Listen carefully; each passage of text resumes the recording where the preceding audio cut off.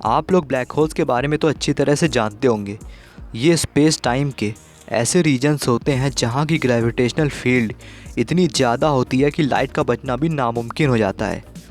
लेकिन क्या आपने कभी सोनिक ब्लैक होल के बारे में सुना है? इसे आर्टिफिशियल ब्लैक होल भी कह सकते हैं। सोनिक ब्लैक होल का आइडिया सबसे पहले 1981 में ब्रिटिश कोलंबिया के फिजिसिस्ट ने दिया था। जिस तरह ट्रेडिशनल ब्लैक होल्स में लाइट बच नहीं सकती, उसी तरह से सोनिक ब्लैक होल्स में साउंड एस्केप नहीं कर सकती। मतलब इस ब्लैक होल में लाइट को साउंड से रिप्लेस कर दिया गया है। जो वहाँ लाइट के साथ होता था वही यहाँ साउंड के साथ होता है। और क्योंकि साउंड एस्केप नहीं कर सकती, इसलिए इसे डम होल भी कहते हैं। स्पेस में जो ब्लैक होल्स होते हैं उनकी ग्रेविटेशनल फील्ड की वजह से लाइट एस्केप नहीं कर पाती। अब लेकिन यहाँ सवाल ये था कि आर्टिफिशियल ब्लैक होल्स में ऐसा क्या मैकेनिज़्म यूज़ किया जाए ताकि साउंड एस्केप ना कर सके। तो वैज्ञानिकों ने इसका हल भी निकाल लिया। आप सपोज़ कीजिए कि एक पानी का झरना है। आपको पता होगा कि पानी के झरने से काफ़ी तेज़ आवाज़ आती है, लेकिन वो आवाज़ आखिर आती कैसे है? वो आवाज़ वाटर मॉलिक्यूल्स के वाइब्रेशनल मोशन की वजह से आती है। और क्योंकि वाटर की स्पीड साउंड की स्पीड से काफ़ी कम होती है, इस वजह से साउंड आसानी से एस्केप कर जाती है और आपको सुनाई देती है। लेकिन अगर क्या हो कि वाटर की स्पीड साउंड की स्पीड से ज़्यादा हो जाए, अगर वाटर की स्पीड साउंड की स्पीड से ज़्यादा हो जाएगी तो साउंड एस्केप नहीं कर पाएगी और आप तक कोई भी साउंड नहीं पहुंच पाएगी। तो वैज्ञानिकों ने इसी आइडिया को यूज़ किया। लेकिन यहाँ समस्या ये है कि किसी साधारण लिक्विड को साउंड की स्पीड से तेज़ मूव कराना पॉसिबल नहीं है, क्योंकि हर लिक्विड के अंदर उसका अपना खुद का विस्कोसिटी होता है। इसलिए इस ब्लैक होल का कॉन्सेप्ट थियोरेटिकली ही रह गया। लेकिन 2009 में एक साइंटिस्ट ने इसे सच साबित कर दिखाया। उन्होंने इसे बोस-आइंस्टीन कंडेंसेट के माध्यम से सच कर दिया, जो कि रुबिडियम एटम्स को अत्यधिक ठंडा करने पर बना था। उन्होंने लेज़र को यूज़ करके इस फ्लूइड को साउंड की स्पीड से भी तेज़ी से मूव कराया, जिसकी वजह से एक सुपरसोनिक रीजन बन गया और एक सबसोनिक रीजन बन गया। इन दोनों रीजन को सेपरेट करने के लिए एक बाउंड्री बन गई।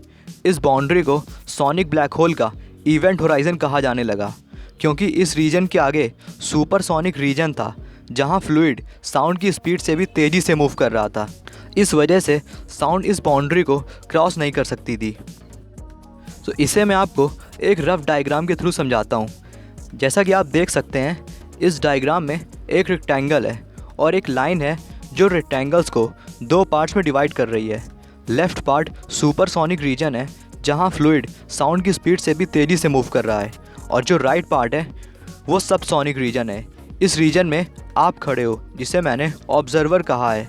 क्योंकि फ्लूइड साउंड से भी तेज़ी से मूव कर रहा है, इस वजह से साउंड उस लाइन यानी जिसे मैंने इवेंट होराइज़न कहा है उसे क्रॉस नहीं कर सकती और वह आप तक नहीं पहुंच सकती। आई होप कि अब आपको समझ में आ गया होगा।